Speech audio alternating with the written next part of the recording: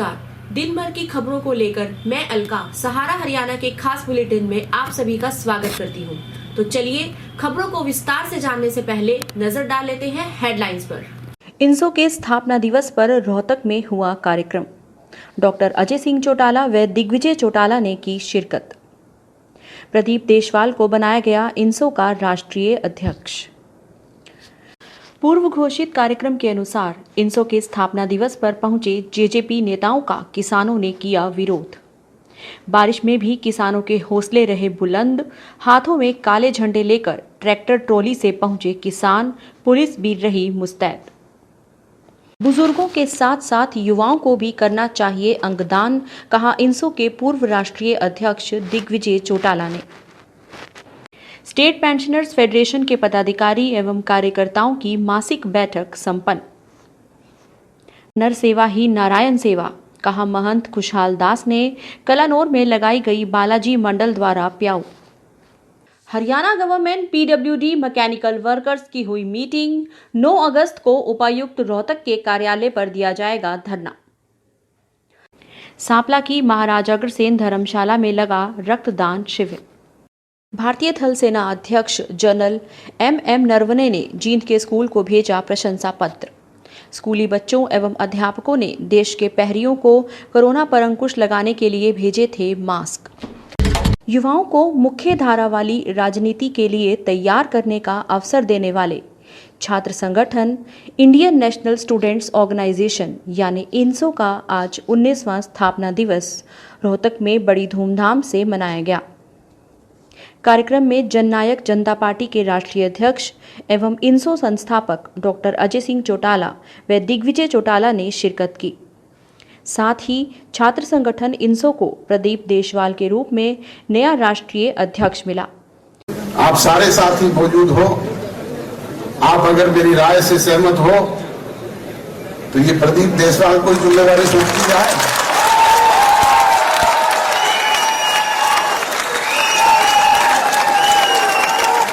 मैं पार्टी के राष्ट्रीय अध्यक्ष होने के नाते ये जिम्मेवारी आप सब लोगों की सहमति से अजीत प्रदीप देशवाल को ही सौंपता हूं और विश्वास और भरोसा रखता हूं कि जिस तरीके से हरियाणा प्रदेश के अध्यक्ष के तौर पे इन्होंने इस जिम्मेवारी को बखूबी निभाने का काम किया, इनसो के राष्ट्रीय अध्यक्ष के तौर पे इसे देश के दूसरे कोनों में भी फैलाने में कामयाब होंगे, ऐसी मेरी इच्छा है, शुभकामनाएं हैं। पर यह संभव तभी हो पाएगा जब आप लोगों का साथ और सहयोग निरंतर इसी तरीके से मिलता रहे। मेरी पहचान बनाई, मुझे इतना मान और सम्मान दिया, मैं कभी इसको जीवन भर भी नहीं भूल सकता। मैं इसके लिए आपका। रोहतक में इनसो के स्थापना दिवस पर आयोजित कार्यक्रम में शिरकत करने पहुंचे जेजेपी नेताओं का पूर्व घोषित कार्यक्रम के अनुसार किसानों ने विरोध किया और काले झंडे लेकर सरकार विरोधी नारे लगाए। बारिश में भी किसानों के हौसले बुलंद रहे। हालांकि सुरक्षा को देखते हुए पुलिस प्रशासन ने बैरिकेडिंग की हुई थी और अतिरिक्त जवानों को भी तैनात किया हुआ था। लेकिन किसानों का साफ शब्दों में कहना था कि जब तक तीनों कृषि कानून वापस नहीं होंगे, बीजेपी और जेजेपी नेताओं का विरोध जारी रहेगा। एक तरफ जहां महर्षि दयानंद विश्वविद्यालय में इनसो का स्थापना दिवस कार्यक्रम चल रहा था, वहीं बाहर गेट नंबर 2 पर किसानों और पुलिस के बीच बातचीत का दौर चलता रहा। एक तरफ जहां किसान अंदर जाने पर डटे रहे, तो वहीं दूसरी तरफ पुलिस बैरिकेडिंग के साथ मुस्तैद नजर आई। भारतीय किसान यूनियन अंबावता के प्रदेश अध्यक्ष अनिल नांदल उर्फ बल्लू प्रधान ने कहा कि जब तक केंद्र सरकार ये कृषि विरोधी कानूनों को वापस नहीं लेगी, तब तक हरियाणा में बीजेपी और जेजेपी नेताओं का विरोध किसानों द्वारा जारी रहेगा। प्रदर्शन के दौरान किसानों के साथ मातृशक्ति भी हाथों में काले झंडे लेकर विरोध प्रदर्शन में शामिल हुई। किसान ट्रैक्टर ट्रॉली के साथ हाथों में काले झंडे लेकर मदवी के बाहर प्रदर्शन करते हुए पहुंचे और जेजेपी नेताओं का विरोध किया।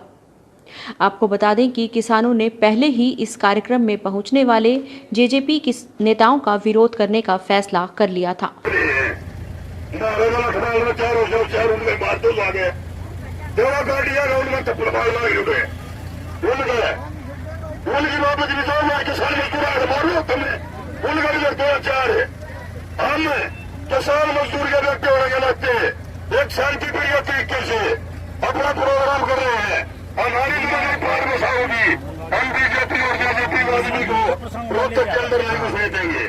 और मैं दूसरी छोटा सा बात पूछना चाहता हूँ, पिछले साल यह बच्चे 8 रुपये 10 रुपये किलो गोभी बेच रहे थे। ऑनलाइन ऑफलाइन पेपर के ऊपर है बीच में बैठ के ऑनलाइन भी ऑफलाइन भी पेपर चालू करवाया था। दूसरी को कोई कदम मिलता भी नहीं था। आज बच्चे यूनिवर्सिटी में यूनिवर्सिटी का कदम मिलता नहीं, बात नहीं करता। उनके पेपर ऑनलाइन ऑफलाइन नहीं करवाए, ये धारावाही करवाइया है उसी हिसाब से मिलनी है। आज क्या करा हुआ है और प्रशासन वाला भैया फिर को हम कोई गलती नहीं करेंगे। अगर जेजेपी वाला गलती करेंगे तो हम जिम्मेवार होंगे भाई।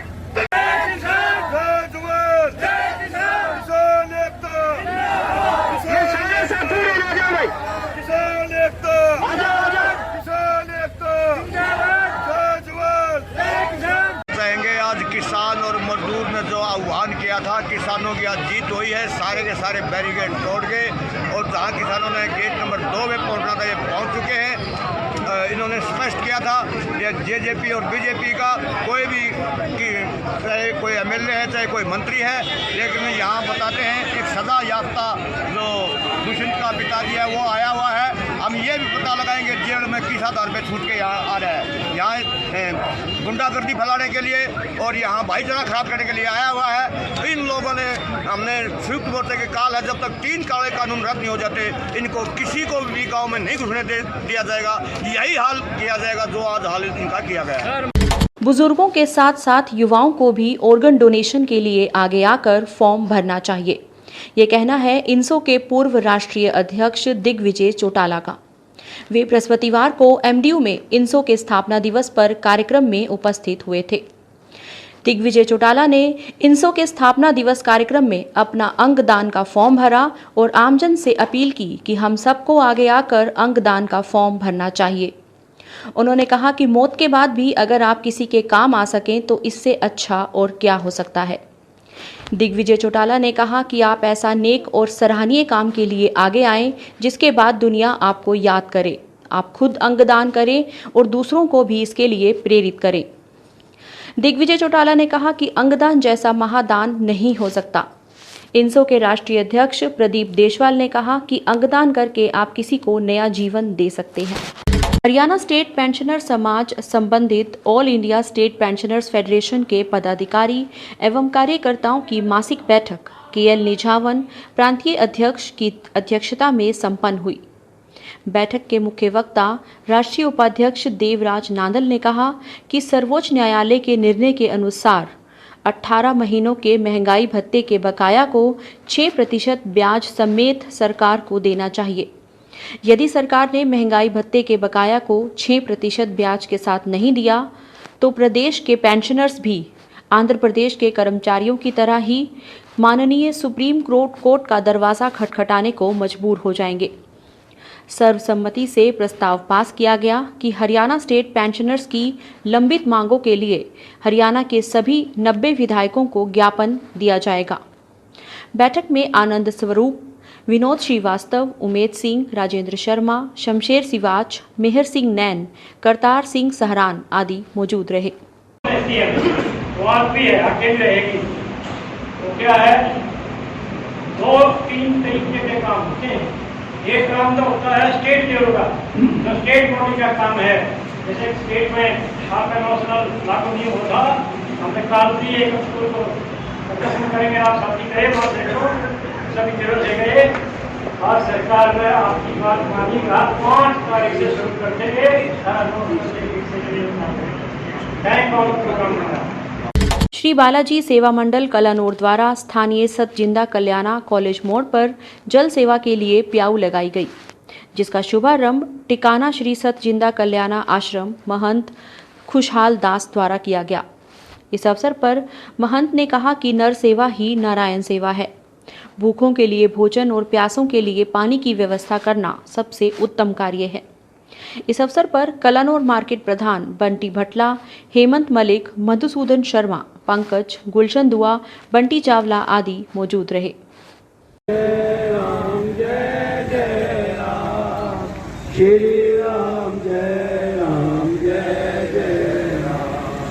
श्री राम जय राम जय जय राम, श्री राम जय राम जय जय राम, श्री राम जय राम जय जय राम, श्री राम जय राम जय जय राम।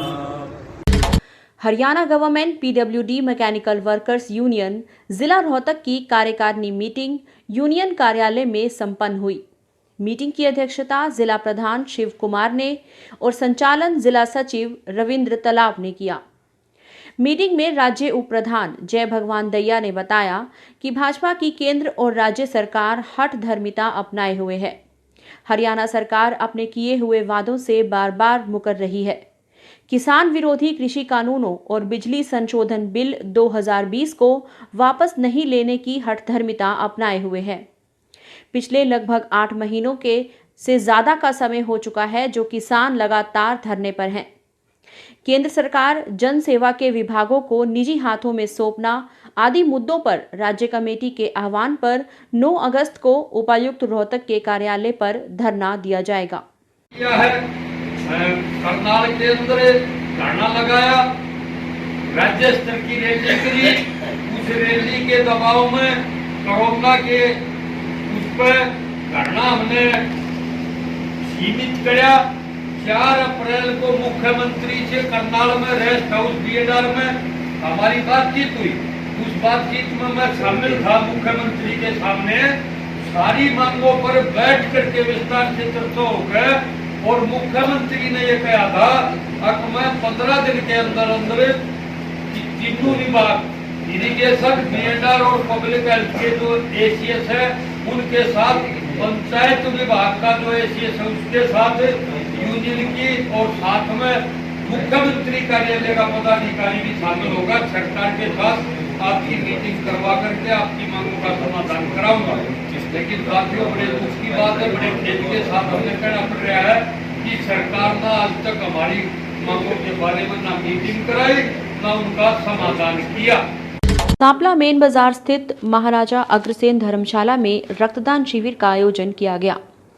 रक्तदान सेवा संस्थान के सहयोग से कस्बे के समाज सेवी हरवंश लाल मक्कड़ उर्फ बंशी ने अपने बेटे संदीप मक्कड़ के जन्मदिवस पर ये आयोजन किया। शिविर में आने वाले लोगों के लिए रिफ्रेशमेंट की व्यवस्था भी रखी गई। मुख्य अतिथि के तौर पर बाबा कालीदास ने शिरकत की। बंशी ने बताया कि उनके पूरे परिवार का रक्तदान की मुहिम से पुराना जुड़ाव रहा है। पहले उनके पिता इस मुहिम को चला रहे थे। उनके देहांत के बाद अब वे और उनके बेटे संदीप ब्रिजेश के अलावा बेटी और पुत्रवधू भी इस मुहिम का हिस्सा बन चुकी हैं। उन्होंने लोगों से अपील की कि खून की एक यूनिट से 3 लोगों की जिंदगी बच सकती है। रक्तदान करने से शरीर में किसी भी तरह की कमजोरी नहीं आती। उन्होंने स्वयं भी 65 साल की उम्र में 87 बार रक्तदान करने के अलावा 1 बार प्लाज्मा भी डोनेट किया है। कोरोना महामारी पर अंकुश लगाने के लिए जहां एक ओर समूचा देश अपने स्तर पर प्रयास कर रहा है, वहीं हरियाणा के जींद के डीएवी स्कूल प्रबंधन की अनोखी पहल देखने में सामने आ रही है। थल सेना अध्यक्ष ने बच्चों की प्रशंसा भी की है। स्कूल के बच्चों और अध्यापकों ने गत वर्ष कोरोना की पहली लहर के दौरान मास्क और राखियां स्वयं बनाकर भारत चीन सीमा पर तैनात सेना के जवानों और अधिकारियों को भेजी थी और इस वर्ष दोबारा से मास्क और राखियां सेना को भेजे जाएंगे। सेना द्वारा स्कूल प्रबंधन की इस पहल का मनोबल बढ़ाने के लिए भारतीय थल सेना अध्यक्ष जनरल MM नरवणे और जल एवं वायु सेना द्वारा स्कूल को प्रशंसा पत्र भेजे गए हैं और सेना के जवानों द्वारा मास्क पहनकर चित्र भी स्कूल को भेजे गए हैं। भारत के भूतपूर्व उप सेना अध्यक्ष लेफ्टिनेंट जनरल गौतम बनर्जी की अध्यक्षता में भूतपूर्व सैनिकों द्वारा बनाए गए संगठन India sketch express Pune Maharashtra द्वारा स्कूल के उन सभी छात्रों के लिए प्रमाण पत्र और ट्रॉफी भेजी गई है जिन्होंने गत वर्ष सैनिकों के लिए राखियां और मास्क तैयार करके भेजे थे। इस प्रमाण पत्र पर अशोक चक्र प्राप्त करने वाले सैनिकों के चित्र भी लगाए गए हैं, जिसमें हमारे स्कूल के टीचर ने यहाँ पर हाथ से मास्क बनाए थे और हमने 50,000 मार्क्स हैं थल सेना में और वायु सेना में भेजे थे और वहाँ से हमें बहुत सारे 17 प्रशंसा पत्र मिले थे और हमने फिर एक प्रशंसा पत्र हमें पीएम मोदी की तरफ से भी मिला था, जिसमें हमारे स्टाफ को काफ़ी एनकरेजमेंट मिला था। और हम ये इसके थ्रू है ये एक मैसेज देना चाहते हैं हमारे समाज को और डिफरेंट स्कूल्स को, ये मैसेज देना चाहते हैं कि जिस तरह से DAV एक नई पहल शुरू की है, आर्मी के पास राखी भेजता है हर साल और ग्रीटिंग कार्ड भेजता है और साथ के साथ यहाँ पर मास्क भी बनाते हैं, तो सभी स्कूल्स को इसी तरह से इसमें आगे पहल करने के लिए आगे आना चाहिए। और जो हमारे सेना के प्रहरी हैं, सेना पर दिन रात एक तरह से देश की सेवा करते हैं, उनको भी इस तरह से अपने त्योहारों के साथ एक तरह से जोड़कर रखने का मौका देना चाहिए। कोरोना महामारी के प्रति हमारा बड़ा संवेदनशील कार्य रहा है। हमारे अध्यापकों ने, जिनमें ज़्यादातर लेडीज़ टीचर हैं, दोनों गर्मियां अपनी पहली लहर में भी और इस लहर में भी मास्क बनाने में लगा दी है। 3 लाख से ज़्यादा मास्क तैयार किए गए हैं, जिसमें से 50,000 के करीब मास्क हमने भारतीय सेनाओं को, विभिन्न यूनिटों को भेजे हैं, जिसके परिणाम स्वरूप हमें सभी तीनों सेना अध्यक्ष से ये पत्र भी प्राप्त हुए हैं, प्रशंसा पत्र भी प्राप्त हुए हैं, जिसमें उन्होंने हमारे स्कूल की इस भावना की प्रशंसा की है। ये भी मैं बताता चलूं कि पिछले 10 साल से हम हर साल सेना के जवानों को राखियां भी भेजते हैं। पिछले साल भी हमने राखी भी भेजी थी, मास्क भी भेजे थे, जिससे हमें कोई लगभग 1 दर्जन से भी ज़्यादा कमांडिंग ऑफिसर्स के लेटर मिले। हमें भारतीय थल सेना का भी लेटर मिला, जनरल साहब का, हमें एयरफोर्स के चीफ का लेटर भी मिला, और जो हमारा सबसे बड़ा INS विक्रमादित्य पोत है, जल पोत है, वहाँ के कमांडिंग ऑफिसर का भी ये लेटर हमें मिला। और अभी हमने मास्क भेजे थे, तो उस मास्क के बदले में हमें ये प्रशंसा पत्र भारतीय सेना अध्यक्ष की तरफ से हमें प्राप्त हुआ है। इन सब पत्रों से हमारे अध्यापकों का, बच्चों का मोराल बड़ा हाई हुआ है, देशभक्ति की भावना उनमें बड़ी है। आज के लिए इतना ही, फिर मुलाकात होगी हमारे अगले एपिसोड में। तब तक के लिए शुभ रात्रि, शब खैर, नमस्कार।